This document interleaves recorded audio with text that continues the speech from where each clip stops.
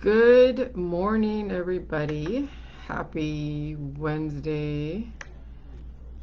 And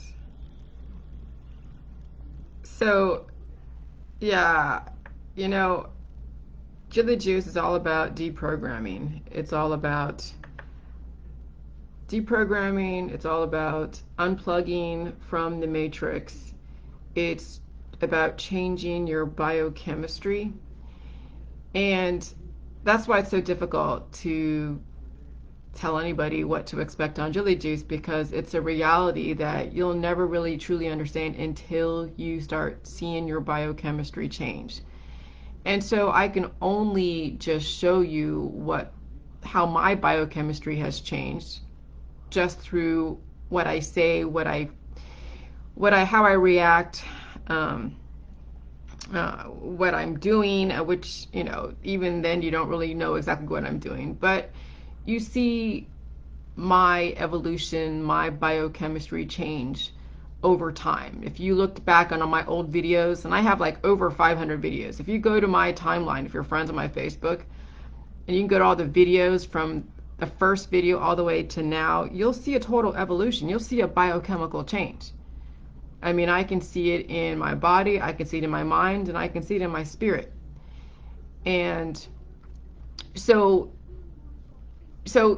every biochemistry that you're in right now, and there's like 7 billion people with so many different biochemistries, your perceptions, your reactions are completely right on, and they're wrong. So it's like you're neither correct or incorrect in your perception of the world. Okay? And so that's what, why I guess some seminars out there, like Landmark Education, I did the seminars way back in San Francisco, and they say, you are right in your world. This is your world, you're right in it, because right meaning that you're correct, because you can't argue with someone's perception of their biochemistry. The only way for a person to see a different reality without trying to control somebody else is if they change their biochemistry. And so it's, all the fears out there, which, we talk about fear all the time. And I talked about fear yesterday, about the different orators who use fear as a way to get you to do something. Well, all the fears out there are really just the projections, are just, all of your imbalances. And the more a person is fearful, the more then their beliefs become a self-fulfilling prophecy. And so, and I'll say this, the elite know this. Those that are in high levels of government, those that know all the history, because we only know what we've been told through compulsory education. But there are people that do run the system that pass down information from generation to generation within that family, and those families then run specific industries, and those specific industries oversee everything that you say and do in your belief systems, and they know exactly how you operate. Okay, they know exactly how humans operate. And that's why it's so interesting that the New World Order is all about cutting down the population, like a population control in some way. The New World Order is about more control. Yeah, we have 7 billion people who are out of control. Okay? And so it's like some of the lyrics, even in like, Don Henley, okay, Hotel California, which I never thought I'd be using that as an example of just, what the facts are about your perception of the world, and then how you are programmed to receive. If you're feeling exactly a certain way, you're programmed to receive exactly how you feel. If you think the government's out to get you, you're programmed to receive that. You're programmed to feel that way. Like every single feeling all of you have is a type of programming, because somebody has put these ideas in somebody's head, and then guess what?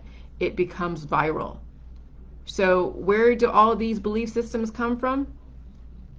It came from a source that knew how to control a population, knew how to trigger a population that has imbalances. So like, listen to these lyrics. On a dark desert highway, cool wind in my hair, Warm smell of colitas rising up through the air. Up ahead in the distance, I saw a shimmering light. My head grew heavy and my sight grew dim. I had to stop for the night. There she stood in the doorway. I heard the mission bell, and I was thinking to myself, this could be heaven or this could be hell. Okay, so you have a choice. This could be heaven or this could be hell. His head grew heavy and his sight grew dim. You know, when you're in between waking and a sleep state, yeah, I could see how that happens. Or you're anesthetized and inebriated and a little drunk off of all of, you know, the remedies out there. Then she lit up a candle and she showed me the way. There were voices down the corridor. I thought I heard them say, "Welcome to Hotel California. Such a lovely place, such a lovely place, such a lovely face. Plenty of room at the Hotel California." Okay, so there's plenty of room on this planet. Any time of year, you can find it here. Yeah, I mean, there's so much room on this planet, but we have people who will put in your head that there's too many people, and there might be, but there's too many imbalanced people that take up a lot of spiritual space. Okay, so her mind is Tiffany-twisted. She got the Mercedes Benz. She's got a lot of pretty, pretty boys she calls friends. So there you go, the superficialness of our society, whether it's in Hollywood or in communities that are very superficial based, you know, Botox and working out and diets and all that crap. Okay, so she has a lot of pretty, pretty boys she calls friends. How they dance in the courtyard, sweet summer sweat. Some dance to remember, some dance to forget. Well, yeah, you know, I mean, when you're getting older and you want to be nostalgic and you're watching your life slip away because of what you were taught, your belief systems, the chemistry you're applying to your body, yeah, you're going to dance to remember if you can, and some will dance to forget. They're drunk, they're high, they're whatever, they're doing drugs. They don't want to remember all the things, and so they anesthetize themselves. So I called up the captain. Please bring me my wine. He said, we haven't had that spirit here since 1969. You know what spirit is? Spirit is biochemistry. Spirit, when they say wines and spirits, those wines and alcohol bring up a certain biochemistry that makes a person act in a way that is not their usual self. Okay, some say it's like a truth serum. I wouldn't deny that. And still those voices are calling from far away. Those are your ancestors. Those are your ancestors that are telling you, what the hell are you doing? Wake up in the middle of night just to hear them say, welcome to Hotel California. Such a lovely place, such a lovely place, such a lovely place. They're living it up in the Hotel California. Bring your alibis. Mirrors on the ceiling. The pink champagne on ice. And she just said, we are all just prisoners here of our own device. So you are a prisoner in your belief system, in your biochemistry, until you change it. Okay? So we're all just prisoners here of our own device. And in the master's chambers, they gathered for the feast. They stab it with their steely knives, but they just can't kill the beast. Now, what does this beast represent? It could represent a lot of things, the fears. All of your belief systems and your fears of the government, your fears of your neighbors, your fears of different politics. Oh my God. You guys are getting totally taking a run for your money, I'll tell you that. The last thing I remember, I was running for the door. I had to find the passage back to the place I was before. Relax, said the night man.